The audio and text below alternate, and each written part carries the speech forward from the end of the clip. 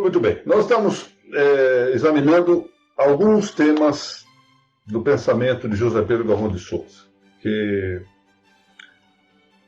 foi o nosso maior teórico, e segue sendo o maior teórico do direito natural cristão, direito natural clássico, podemos chamá-lo assim, no Brasil, um dos maiores do mundo, e um grande professor também de teoria do Estado, filósofo do direito, com uma particular dedicação ao tema da filosofia do Estado.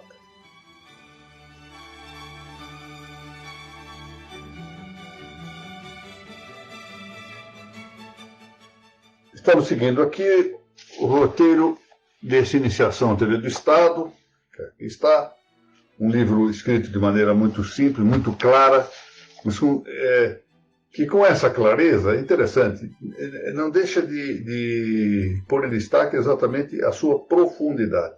Era alguém que dominava muitíssimo bem este assunto e que por isso mesmo podia escrever com a clareza cristalina como se apresenta nesse livro. Eu até conto a propósito disso, isso nós vimos no início da década de 90, quero que 90, 91. Aliás, eu até mesmo sei a data, sei até quando foi essa conversa. Foi em 1990, em Buenos Aires.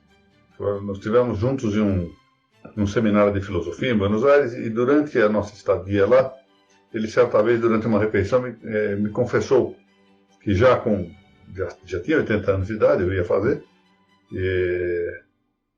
ia deter-se um pouco no gosto que tinha em ler. Era um leitor, escolhia bem o que lia, não lia qualquer coisa, mas escolhia bem e lia muito. Ia deter um pouco essa vocação, essa tendência, inclinação de ler, para escrever um pouco, porque ele achava que a leitura tomava exatamente o tempo da redação de textos a que ele queria dedicar-se para a formação, ajudar a formação do pensamento brasileiro. E, de fato, ele lia muitíssimo, a biblioteca dele era valiosíssima, mas lia apenas o que deveria ler. Esse era, aliás, um conselho célebre dele, quando um autor de turno havia aparecido no mercado brasileiro e todo mundo lendo esse autor, e ele foi então entrevistado por um grande jornal de São Paulo, e o jornal perguntou: o que o senhor achou do livro tal? Ele falou: não li esse livro. O senhor não leu esse livro? Não li. Mas por que o senhor não leu esse livro? Aí ele respondeu: sabe, a vida é muito curta para que nós leiamos tudo o que nós devemos ler. Imagine se eu me dedicar a ler o que não devo. Então, uma resposta prudentíssima e muito sábia, que evita, de um lado, um defeito, que é o defeito da curiosidade. Nós temos que distinguir o que é a estudiosidade, dizer que faz parte da temperança, e a curiosidade, que então já é um desborde da virtude. Muito bem, vamos ler aqui hoje. Esse capítulo é particularmente interessante. O Dr. Zé Pedro dominava muito bem também a história, tanto a nacional, mas particularmente a história geral. E ele aqui faz incursões muito interessantes que aqui nós vamos ter oportunidade de ter algum acesso. Eu não vou ler inteiramente o capítulo, porque é muito longo, mas vou saltear naquilo que me parece aspectos mais relevantes da matéria, com alguns comentários de permeio daquilo que me ocorrer aqui. Muito bem. Diz ele inicialmente que essa é uma titulação muito interessante, subtítulo, porque o título do capítulo: A limitação do poder político, centralização e descentralização, 2 temas. E quanto à limitação do poder político, ele começa com o item primeiro, com o seguinte subtítulo: o poder legítimo é o poder limitado. O poder legítimo é o poder limitado. E toda a questão agora é saber como limitar o poder, como colocar o guizo no gato. Diz ele o seguinte: as exigências do bem social legitimam o poder. Ou seja, o fim da sociedade civil, ou seja, o bem comum, o bem de todos, é que dá a legitimidade ao poder. E a razão de ser do poder está em assegurar a ordem, manter a paz e contribuir para a prosperidade pública. Notem, não é fazer a prosperidade pública, que tampouco se confunde com a prosperidade estatal. É contribuir, fomentar, estimular para que haja a prosperidade pública. O poder político, prossegue José Pedro, torna-se ilegítimo desde que, deixando de ser ordenado ao bem comum, portanto, ele não se dirige mais à finalidade a que é chamado, se transforma antes num instrumento de opressão. Além disso, não lhe cabe realizar a totalidade dos fins humanos. Esse ponto é importante. O Estado não está chamado a realizar todos os fins da vida humana. O Estado só é legítimo quando prossegue os seus fins próprios, respeitando os fins pessoais de cada homem e os das famílias e outros grupos autônomos.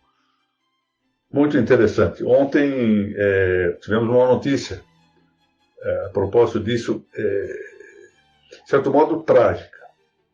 Uma mulher morria num hospital, numa determinada cidade aqui do estado de São Paulo, e religiosos, se tinham fé, convocaram um padre para ministrar o sacramento, que agora se chama de unção dos enfermos, a célebre extrema unção, e o hospital impediu o acesso para ministrar esse sacramento. É verdade que ali se tratava de uma entidade particular, o hospital era particular. Mas esse tipo de óbice vem exatamente da ideia de que há uma estrutura de poder que deve ter supremacia sobre todos os fins particulares, sobre todos os fins humanos. Professor José Pedro, o poder legítimo é, pois, um poder limitado, isto é, limitado pelo fim que constitui a sua razão de ser. Nisso está a legitimidade de exercício, que pode não coincidir com a legitimidade de origem. Aí que está. Nós temos que distinguir. Uma coisa é a legitimidade na sua origem, o poder pode ser legítimo na origem de várias maneiras, já vimos isso em reuniões anteriores. Ele pode perder essa legitimidade que tinha obtido na origem, se o seu exercício for tirânico, se o seu exercício for despótico, se houver desvio de finalidade a tal ponto que o poder realmente se desautoriza, perde a auctoritas. Portanto, distingamos a legitimidade de origem, a forma como alguém chega ao poder, e a legitimidade de exercício, quer dizer, como é que ele exercita essa função. Está bem exercitado, está mal exercitado, etc. O poder exerce sobre os homens uma grande atração e facilmente pode conduzir quem o detém a abusar dele. Vimos que a autoridade e liberdade, entendidas em seu legítimo sentido, se completam, e uma requer a outra. Mas assim como os homens podem abusar da liberdade, acabando por perdê-la, estão expostos frequentemente a corromper a autoridade pelo seu uso indevido, suscetível de conduzir até a tirania. Para preservar a liberdade, prossegue aqui José Pedro, cumpre exercer uma constante vigilância. Isso é uma expressão já conhecida, né? Que o preço da liberdade, a eterna vigilância, etc.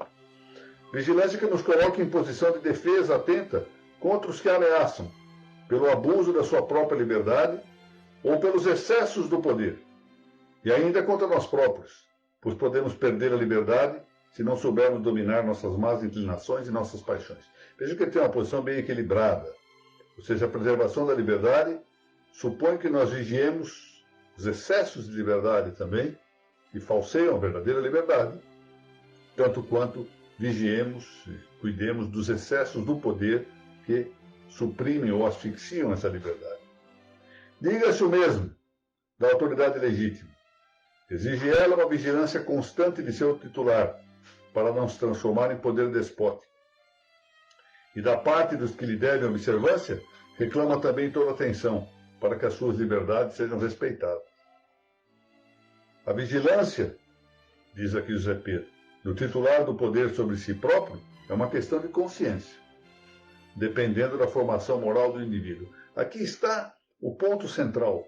Não esperemos, não confiemos que possamos construir instituições à prova da má atuação pessoal.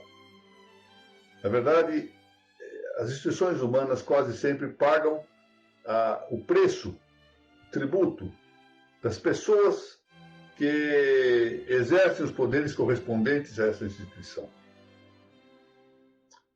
Tem muito sentido aquela observação que eu fiz em aulas anteriores, de Jacques Valdour, num livrinho chamado organização monárquica do Estado, quando diz que, a respeito da ditadura, que vale tanto a ditadura quanto vale o ditador. No fundo, essa ideia é a mesma. Vale tanto a república quanto vale o presidente. Vale tanto a monarquia quanto vale o rei. Isso pode ser um pouquinho atenuado, há matizes, nós podemos diminuir um pouco. Um presidente, eventualmente, em dadas circunstâncias, pode exercer menos malefício do que um outro tipo de regime, por ter uma maior contenção, pensando assim, com o legislativo, com o judiciário, etc. Mas, em rigor, as virtudes pessoais dão o selo fundamental do bom exercício do poder. E aí ele chama a atenção, José Pedro, de uma coisa verdadeira. Monarcas absolutistas podem tornar-se soberanos exemplares. E não era outra limitação que Boissier preconizava para o poder político, em suas pregações a poderosíssimos monarcas. Dizia isso em face dos monarcas. Né?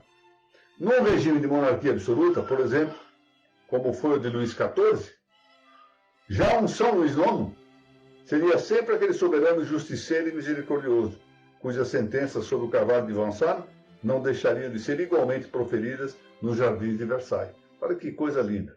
Veja, a virtude pessoal de São Luís IX, a quem muitos atribuem a figura de ser o maior monarca de todos os tempos. Para mim é um dos maiores. Eu, como todos sabem, para mim o grande imperador de todos os tempos foi Felipe II de Espanha. Mas enfim, não pode deixar de reconhecer a grandeza de São Luís IX. E aí está, ainda no regime de monarquia absoluta, as virtudes pessoais do rei temperariam de tal forma que o regime se faria bem apesar do caráter absolutista.